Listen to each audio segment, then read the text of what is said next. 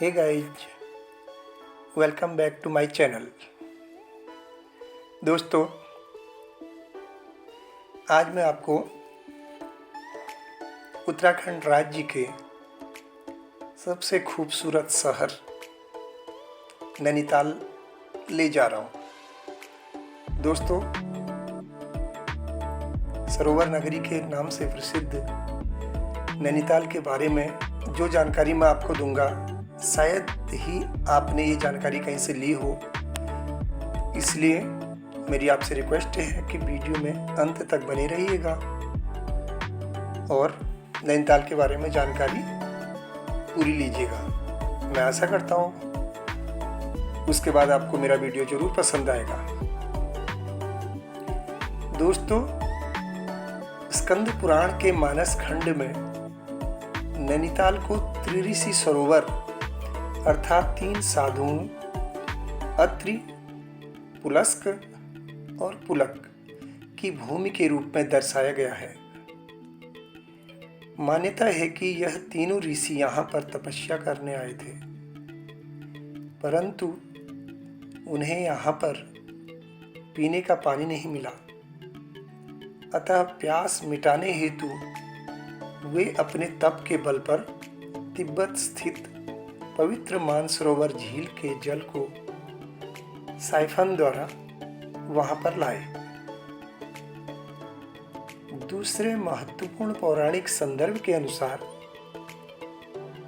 नैनीताल 64 शक्तिपीठों में से एक है। 64 शक्तिपीठ। इन शक्तिपीठों का निर्माण सती के विभिन्न अंगों के गिरने से हुआ है। जब भगवान शिव सती को जली हुई अवस्था में ले जा रहे थे, मान्यता है कि इस स्थान पर सती की बाईं आंख, जिसे नैन बोला जाता है, गिरी थी, जिसने नैनीताल के संरक्षक देवता का रूप लिया। इसलिए इसका नाम नैनीताल पड़ा, जिसे बाद में नैनीताल के नाम से जाना जाने लगा। दोस्तों, नैनीताल के उत्तरी छोर पर नैना देवी का मंदिर स्थित है, जहां पर देवी शक्ति की पूजा होती है।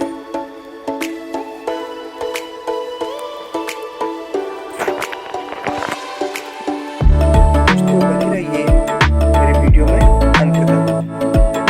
आइए अब मैं कुछ और महत्वपूर्ण जानकारी आपको नैनीताल के बारे में दे दूं।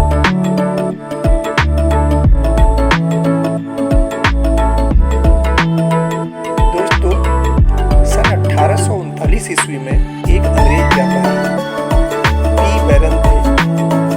वह रोजा किला शाहजहांपुर में चीनी का व्यापार करते थे। इसी पी बैरन के अंग्रेज को पर्वतीय अंचल में घूमने का शौक था। केदारनाथ और बद्रीनाथ की यात्रा करने के बाद यह उत्साही युवक अंग्रेज कुमाऊं की मखमली धरती की ओर बढ़ता चला गया। एक बार खैरना नाम के स्थान पर यह अंग्रेज युवक अपने मित्र कैप्टन टेलर के साथ ठहरा हुआ था। प्राकृतिक दृश्यों को देखने के बाद इन्हें बहुत शौक था। उन्होंने एक स्थानीय व्यक्ति से जब शेर का डांडा इलाके की जानकारी प्राप्त की, तो उन्हें बताया गया कि सामने जो पर्वत है उसको ही शेर का डांडा कहते हैं और वही पर्वत के पीछे एक सुंदर ताल भी है। बैरन ने उस व्यक्ति से ताल तक पहुंचने का रास्ता पूछा, परंतु घनघोर जंगल होने के कारण और जंगली पशुओं के डर से वह व्यक्ति तैयार नहीं हुआ। परंतु निकट पर्वतारोही बैरन पीछे हटने वाले व्यक्ति नहीं थे। गांव के कुछ लोगों की सहायता से पी बैरन ने शेर का डांडा 2360 मीटर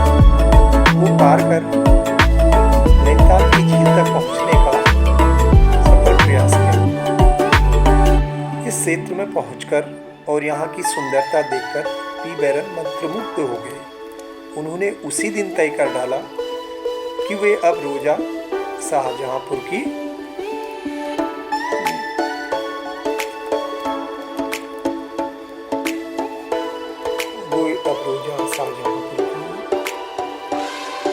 यात्रा को अखबारों में भेजेंगे।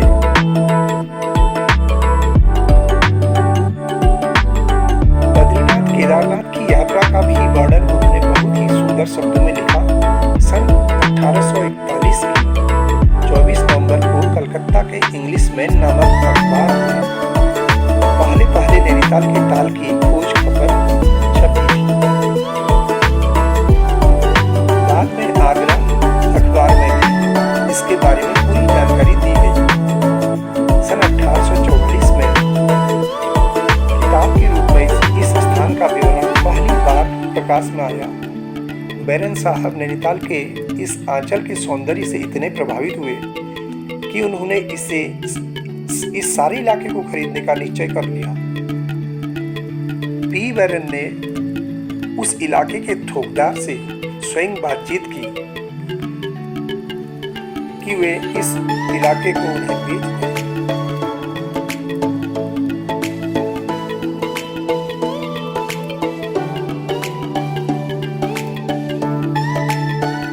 पहले तो ठोकदार नूर से तैयार हो गए, परंतु बाद में उन्होंने इस क्षेत्र को बेचने से मना कर दिया। दोस्तों, बैरन इस आंचल से इतने प्रभावित थे कि वह हर कीमत पर नैनीताल के इस सारे इलाके को अपने कब्जे में कर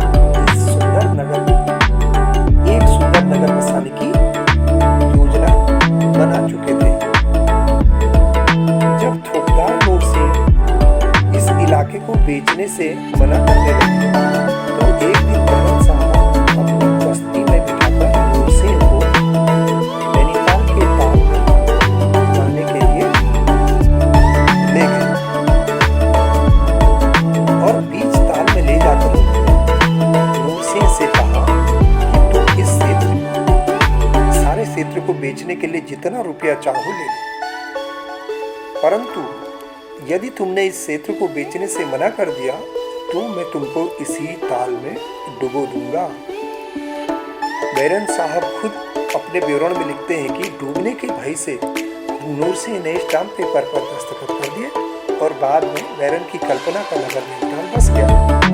सन 1842 ईस्वी में सबसे पहले मजिस्ट्रेट वेटल से बैरन ने आग्रह किया कि उन्हें किसी ठेकेदार से परिचय करा दें ताकि वो इसी वर्ष 12 बंगले नैनीताल में बनवा सकें। सन 1842 में बैरन ने सबसे पहले पिलग्रिम नाम के कॉटेज को बनवाया था। बाद में ईस्ट इंडिया कंपनी ने इस सारे क्षेत्र को अपने अधिकार में ले लिया।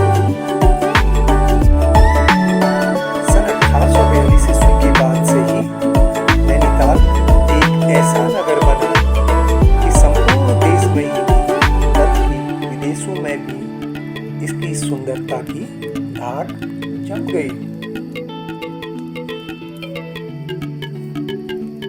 नैनीताल में पर्यटक पर उपलब्ध आंकड़ों के मुताबिक सन 1847 तक यह एक लोकप्रिय पहाड़ी रिजॉर्ट बन गया था। दोस्तों, 3 अक्टूबर 1850 को नैनीताल नगर निगम का औपचारिक रूप से गठन हुआ। यह उत्तर पश्चिमी प्रांत का दूसरा नगर बोर्ड था। इस शहर के निर्माण को गति प्रदान करने के लिए प्रशासन ने अल्मोड़ा के धनी सिंह समुदाय को जमीन दे दी।